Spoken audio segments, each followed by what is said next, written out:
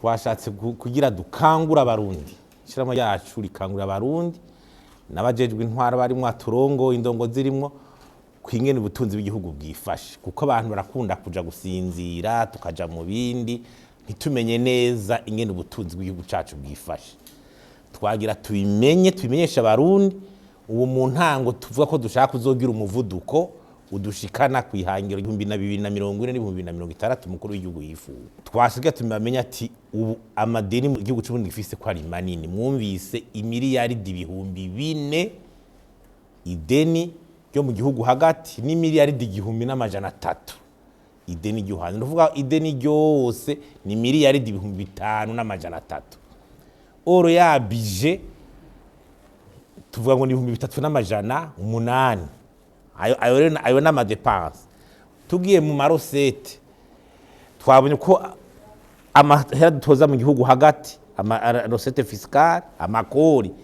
ntaturenza amafaranga y'amarundi 1,700 murumva kugira rosete 1,700 mugufisa amadeni y'imiliyaridi 4,000 iyo mu gihugu hagati urumva ni kibazo hanyuma gacu usanga ayo madeni bayafitiye ibanki nkuru y'igihugu n'amabanki ngaha mu gihugu bavuga tune ayo mabanki yandi azosubira gufinansa iterambere rindi gute ikindi mwabonye yuko reserve de change ziri hasi cyane no kuvuga amahera agaciro dufise mu kigega ca leta minimum yo gufata yukutegeza kufisa amezi 3 mugurabona turi mu kwezi haro ningiye tukuja musi none cyo kaza amadovize tuzokiva imbere gute iyava twabonye ko ari gushorera ibintu hanze n'abadufasha gushorera ibintu hanze naho turabona ko atari kirenga abadufasha nibo leta izoguma ivugana mu majambo make abarundi bamenye ko dushaka kugwiza amadovize mu Burundi leta nta yindi nzira atari kuvugana n'abafasha Burundi kugira bisubira bimere nka mbere nta A nta B nta C woza kuvuga ibibazo bari karatubesha kuko biragaragara no mu biharuro tumenye ukuri rero tukwicarire tumenye ngene duhindura ibintu ivyo kubeshanya ntibigikenewe tumenye ngene aho turi tumenye ngene dushaka kubahindura hanyuma turaba deficit n'ubundi hari nubwo izo mfashanyo twozironka zose haguma igihengiri c'imiliyaridi 700 aho rero ni ukuvuga yuko ayandi madeni arashobora gufatwa izo miliyaridi 900 ziri muri budget zizova mu mfashanyo hamwe zitoboneka na za miliyaridi 700 z'igihengeri nuko ko dufise miliyaridi 1,600 tutabona neza dufise ideni ry'imiliyaridi 4,000 ata amafaranga y'agaciro dufise ni ibintu bikomeye nimubikire ku barundi muja kugira mubona ingwane za misi yose nabuze igitoro nabuze amahera agaciro mukigasha mushaka kugira ngo sindabibazwa ngo ntimuzi igituma ni ico tuko turakibabwira n'abakozi ba leta bamenye guhinduka kuko ibintu tutabivuyemo bitwa ko muri administration batewa kamo na leta mu bizima bya misi yose kugira tureko ico hinduka mu bisanzwe ariko kamo twashaze gutera tubone dushaka kuja ngo 2040 abarundi tubimenye tugira ico duterereye kugira turabe ko hari ico hinduka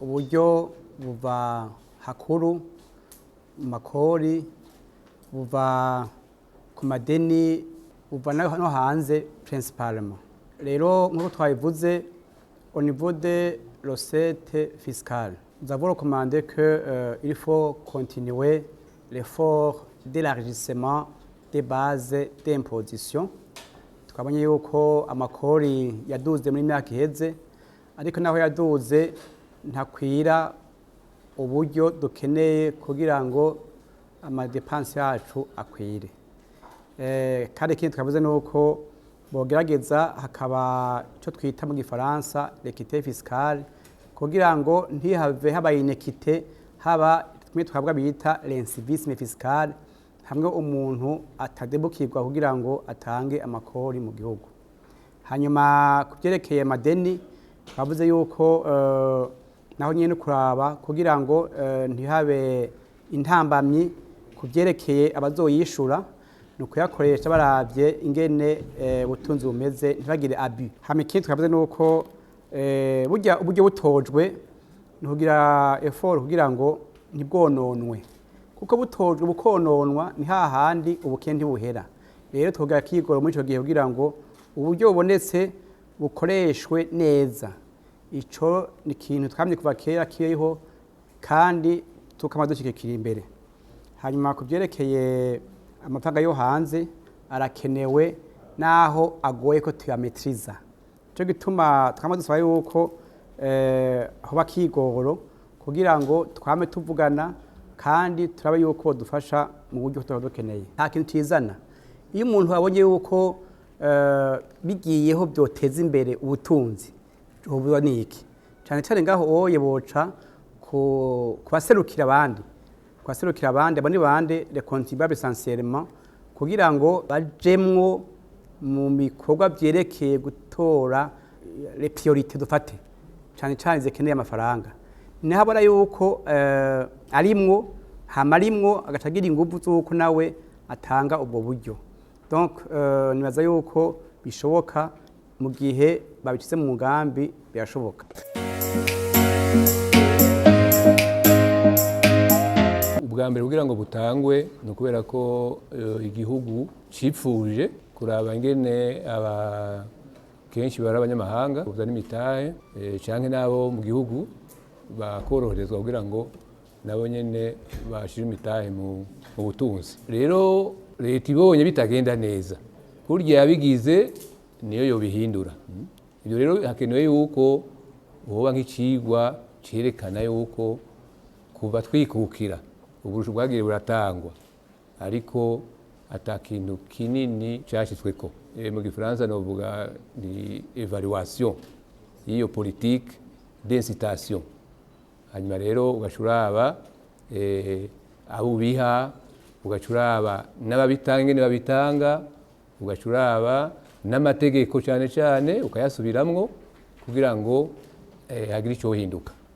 Rero mvuga nti leta niyo yobikora kuko n'ubundi niyo itanga ubwo burusho.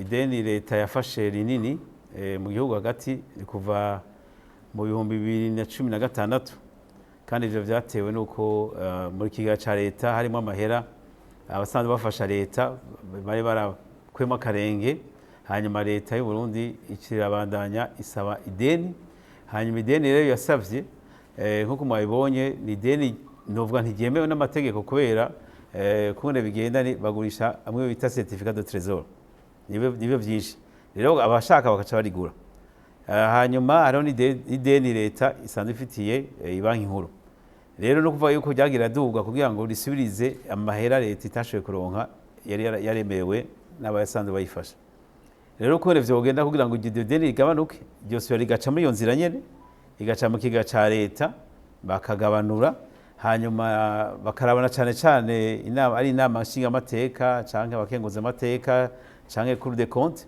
bo bakafasha leta bakavuga ati urugezo mugejeje ko ni runini ni mugende muragabanura kandi nkuko naho mugenda mukaraba muza gusanga no mu kiga ca leta c'umwaka ideni izogabanuka mugari zose bagira isubire riduge kubera amahera dusanzwe atekanije kwinjira ari munsi yazokoreshwa. Murakoze.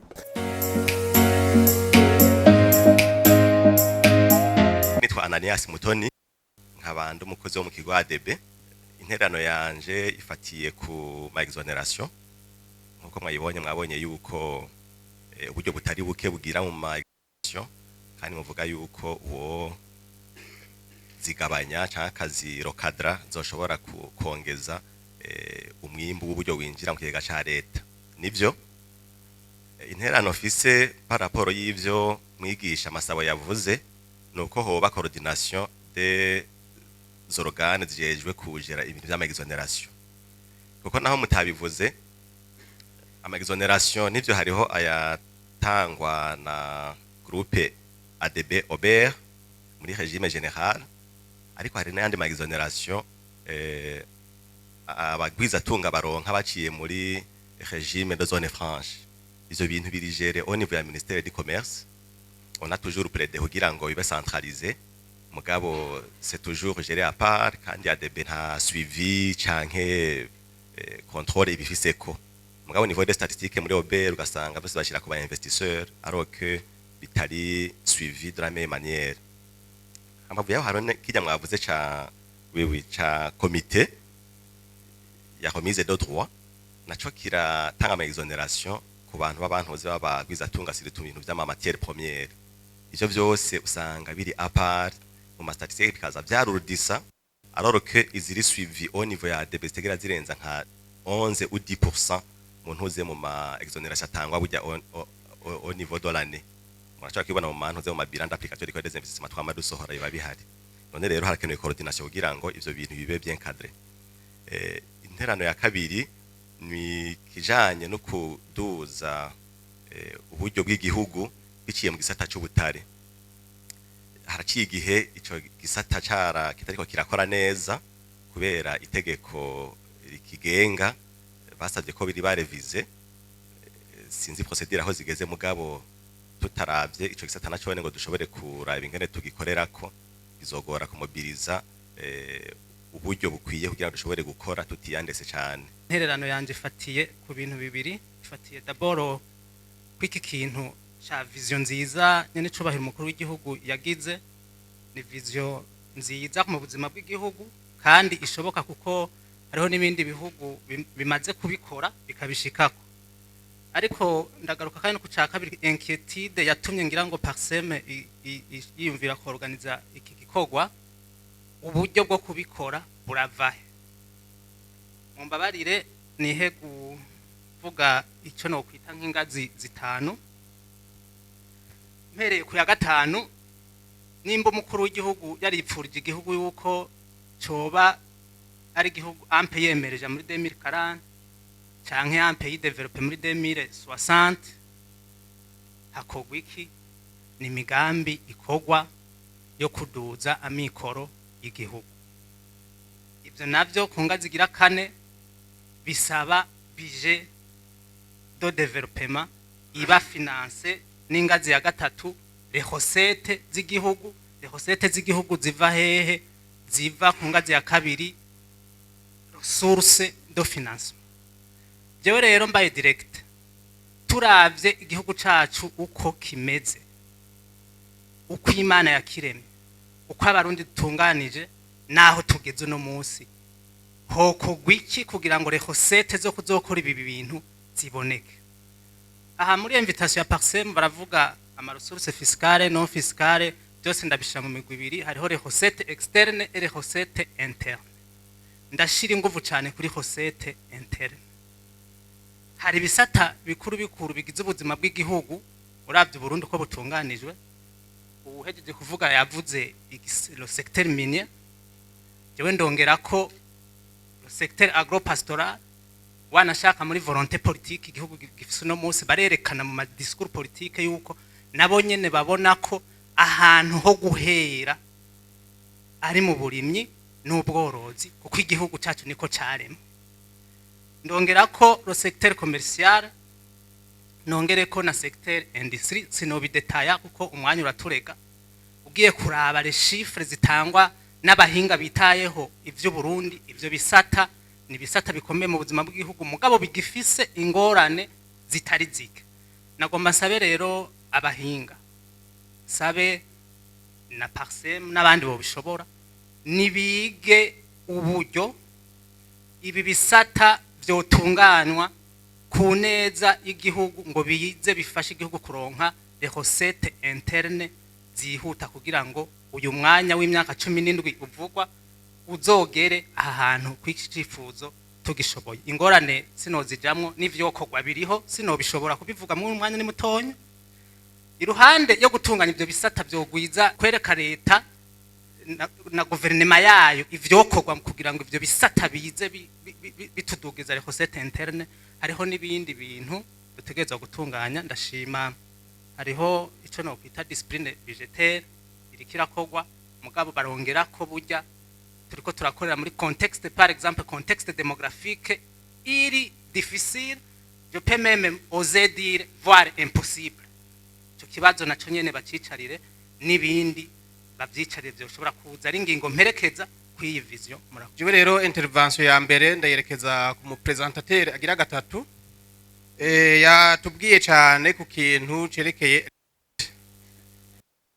nivyo ku isi nta gihugu na kimwe tuzi kidafite amadete, na Amerika irafite amadete turabizi, ariko rero ukuntu amadete akoreshwa eske sinzi ko yoducira ku mayange comment les dettes au Burundi sont évaluées, comment les dettes sont gérées, bega amadete turonka abajire gute aba évalué gute nibande ba évalué bakaraba ko amadete twafashe igihugu cafashe yashitse ku ntumbero yari yihaye. Kuri aho rero ncangira ko ntangana n'amarekomandation duca dusaba leta ko yogira suivi rigoureux de la gestion de la dette. Icya kabiri hakaba amélioration des systèmes de suivi évaluation kuko habonetse amadete hatezwa kubaho na monitoring kugira ngo habe une étude d'impact turabe comment est-ce que les dettes ont impacté le pays. Deuxième intervention ijanye n'iki na contribution twotanga na cyane kugira ngo leta ishobore kuronka amafaranga azokura muri budget de cette année. Burya muri Afrika biragoye kandi biratangaje kubona nk'igihugu kiba gifise kiri riche en sous-sol mu kugasanga nico cyanyuma. Aha nk'ubu nitwobideha nka Kongo naho ifise amaminere menshi turazi kuri mu bihugu vya nyuma bikenya. N'u Burundi turafise amaminere nkuko bandi bagiye barabishikiriza ni habeho l'exploitation yayo maminere hanyuma exploitation ibe transparent hanyuma igihugu heze cikore ku butunzi gifise kibone gushika ku migambi y'iterambere cihaye. Biri murabizi ko dufise ikawa ya mbere mu gihugu iryo shise. Eske nitwo kwikura kuri iyo kawa tukayirondera isoko ko tuzi ko ari ibihugu biyikeneye biyirondera memema tayi hanyuma tugaheza tukaduza umwimbu mu vyerekeranye no kuzana amafaranga igihugu cyokoresha. Twa Alexis Niyonzima di chef de service pilotage de l'assiette muri OBE. Ni intererano ngomba gutanga mu ntumbero yo gutomora ivyerekeye itangwa ry'ama exoneration nkuko professeur Masabo yabishije. Rero nkabashaka kubitomora neza aho yavuze ati ama exoneration atangwa na OBE mbere yavuze ko OBE rifadikanya na ADP ariko nagomba ntomore neza mvuga ko ama exoneration ntabwo atangwa na OBE ahubwo exoneration itangwa n'itegeko. Haba hariho texte de loi canke réglementaire itanga iyo exoneration ku contribuable. OBE rero ishira mu ngiro iryo tegeko igakonstate yuko mu contribuable afise uburenganzira bwo kuronka iyo exoneration. Jewe ngomba nshikire icyumviro cyatanzwe n'uwaserukiye OBE ikibazo cy'itegeko. Itegeko ritanga exoneration uraplika. Sinibaza yuko wana responsabilité administrative par rapport à cela. Aho ikibazo cyobera l'organe compétent ni parlement kuko ni fise le pouvoir constitutionnel en matière de contrôle de l'action gouvernementale. Ça c'est le contrôle externe. Jewe rero nibaza yuko iyo vyavuye nuko kuva muri 2015 gushika muri 2020 turazi neza yuko la loi de règlement itigeze iba votée au niveau du parlement. Nukuvuga ivyerekeye le contrôle budgétaire nta vyakozwe. Arico nibaza no mwitegeko ry'ubu nkuko professeur Gilbert yavuze haradugijwe ubu le niveau ya exonération kuri 135 milliards. Nukuvuga ko natiré les leçons ya le retard en matière de production des lois de règlement. Ico rero nagomba tuve kuri responsabilité, la responsabilité en matière de contrôle budgétaire c'est le parlement.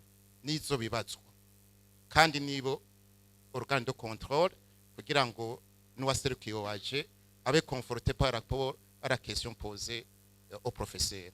Hanyuma concernant le tableau je nagomba nsabe suko baregistre 221 ou plus de 200 milliards ahubwo ikibazo hatekerezwa kuba habaye an arbitre. Tiens, mwagejeje 18 miliyari hagezaho. Nimba mukeneye kurenza, gende musure muri parlement musabe l'autorisation de dépasser. Alors, qui doit sanctionner le dépassement d'une ligne budgétaire en matière de contrôle de l'action gouvernementale? Ni hahandi le Parlement, l'organe technique du Parlement ni la Cour des comptes. Je rero nibaza yuko ico kibazo cyogera ngaho kuri exoneration, hanyuma ntihagire umuntu ava ngaho agira ati haro 225 miliyari leta itato cyangwa yagiye ahandi. Oya, ni question de comptabilité. 18 miliyari bazishira muri recette zikaca ziza muri dépense, ikaca une opération blanche. Ahubwo ikibazo cha exoneration ntimurana uko beri yoba yapritse inirwa, nimurabe plutôt mbega izi exoneration zatanzwe zara créer la distorsion au niveau de l'économie. Nimba hari umuntu ya bénéficier d'exonération d'un produit X, hama kacaza kuideversa sur le marché, iyo ça pose un problème. Kuko ikiza créer la distorsion sur les prix et ça nuit à la concurrence. Ikibazo kiguma kiri hahandi contrôle budgétaire. L'expérience yandi ibindi bihugu nagomba ncengeza ngaho, nimba mushaka yuko exoneration zikora neza, nibahindure amategeko, ahubwo umuntu agenda arihe hanyuma aze gusaba rambursema yerekanye ico yakoze. Ahandi nuko babitoreye inyishu. Nimba iyi hoteli turimo yaronse exoneration pour 6 milliards parce que yobaye imporose nka ciment, ikomporta d'autres méthodes de construction, l'expertise oza kwerekana yuko est-ce que c'est vraiment 6 milliards, uzoca ubona la différence, hanyuma l'organe de contrôle statue sur la question. Turakeneye exoneration kuko la loi ibivuga, turakeneye code d'investissement kuko iratanga izo avantage, ahubwo turabe yuko les structures qui sont chargées du contrôle dans la mise en application des lois nivyo muri budget y'uno mwaka, kuko turiko tuvuga financement budgétaire 2023-2024, et nivyo ibiharuro bihari, le déficit ni 685 milliards, kandi birerekana yuko le financement bancaire ari 939 milliards. Jewe ico nagomba gusaba professeur Gilbert yari yatanze iki kiganiro n'abariko baragira bino vyiyumviro, turacafise la chance kuko dufise le pouvoir de contrôle de notre politique monétaire, kuko dufise la banque centrale. Je nagomba na alerte l'opinion publique, tumenye yuko turiko turi prepara kuja muri union monétaire de l'East African Community. L'échéance ya 2024 twarabonye kubidakunda.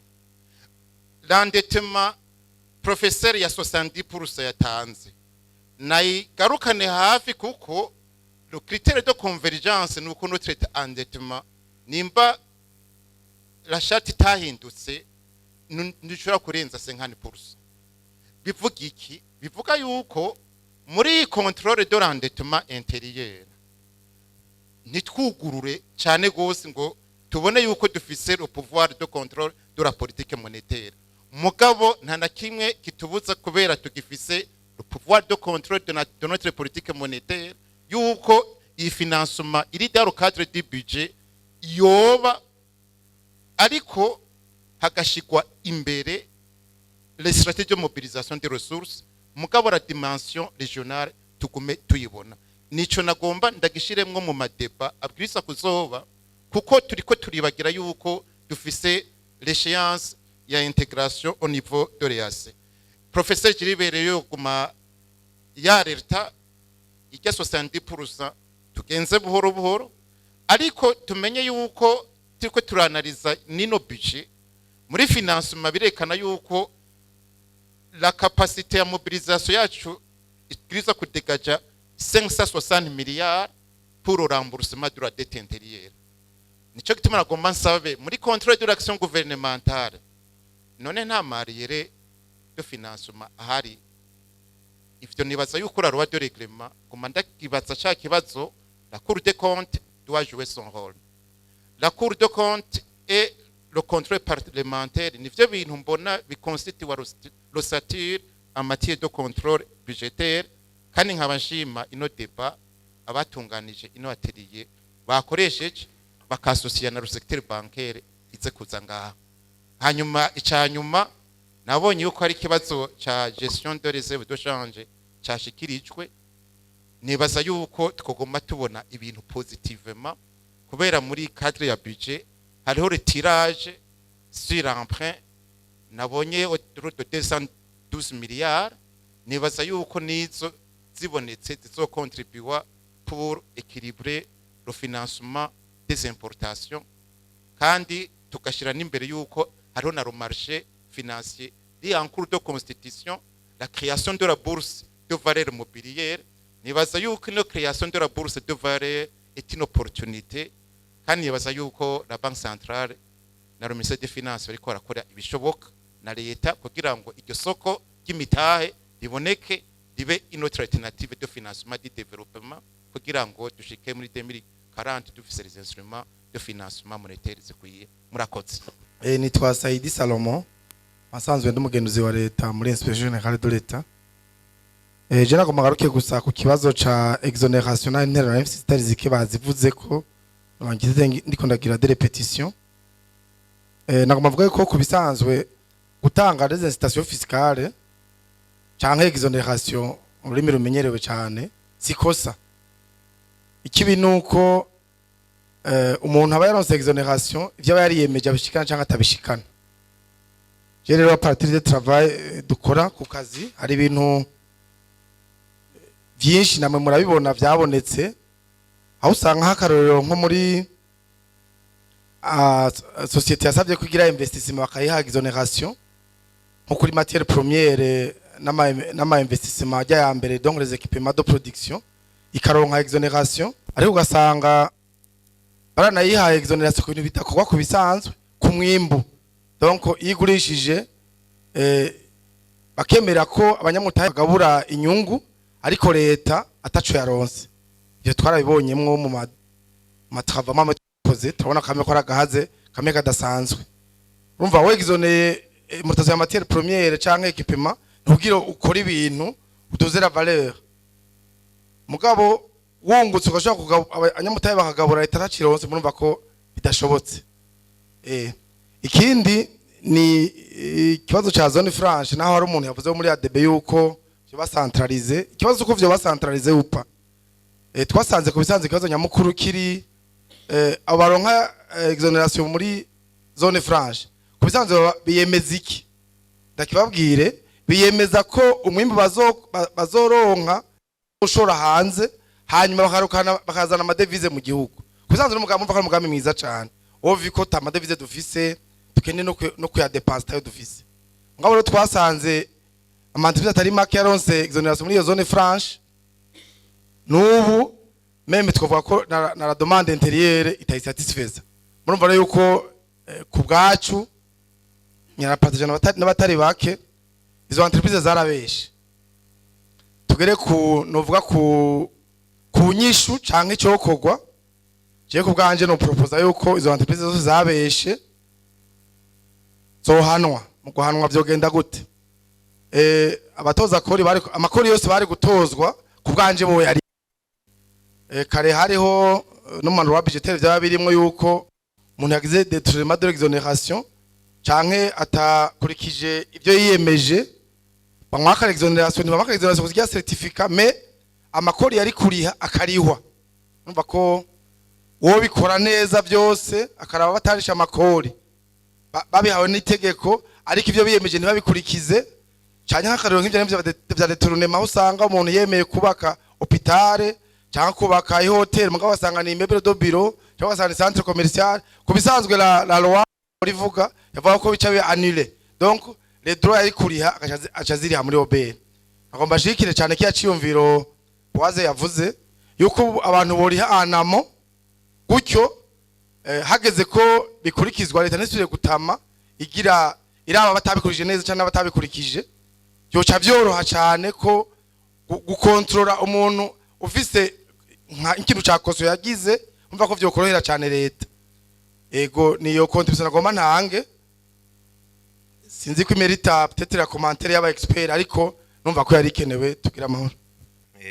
Banyakubahwa mwaje muserukira ibisata bitandukanye vya leta bikorera utwabo mashiramwe yigenga nakajyamuneza cyane kuri cyo duhejeje kurangura dushima ingene mwatwitavye n'ishaka n'ivyimviro muhejeje kuduterera ahanini ngira sinono hakanya kose kw'ivyahiwe mugabo turavye muri rusangi twovuga tuti interano zabaye kubiri hari interano ziduterera ingene twobana yatuvyifatamwo kugira iyi plaidoyer dutanguye igira hishitse interano ya kabiri nayo ni ivyumviro twofatira ko vyabaye vyinshi ibijanye na nk'ibi by'amakori twese twabonye ikintu ca civisme fiscale ko kikiri hasi l'informel iracari nini abakorera mu kinywabi assiette fiscale ntirabwa neza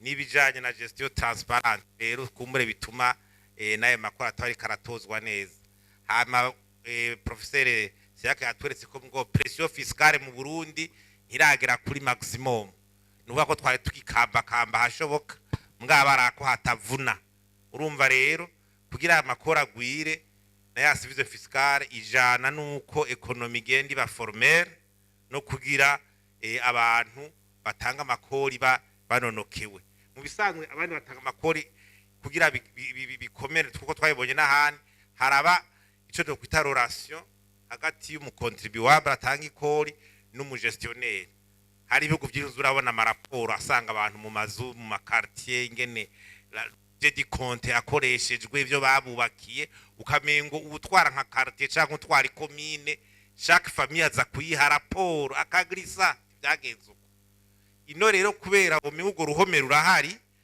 ubutanza amakori ukamengo ntabona icagiye gukora uyakire n'abati ntaco zombaza ndayagera uko jaka baca bahungana umwe atireka nikorera ivyanje uwundi nawe atireka nanje ndagukwepe ntibazogira aho bahurira urumva rero tukaza kuraba ingene batinda bagahura kandi mwabishikirije kubijanye na exoneration twabonye ivyo ko harmonisation de texte pour aba cadre institutionnel n'ikiri gikomeye rero kwemversa paradigme kuvuga ngo hakuzura avuga ngo ni mpamvu ya exoneration ngo hanyuma ngira ati ahubwo banza ukore bazokwishura udekara uvuga uti ko nashitse kuri ibi ni munsubize no guhana abatabikoze kandi bigaragara ikindi nuko tuvuga ati abagize ivyigwa kenshi basanze burya n'abagwiza tunga benshi kugira binjire mu gihugu bugicambire barasi exoneration barabesha harya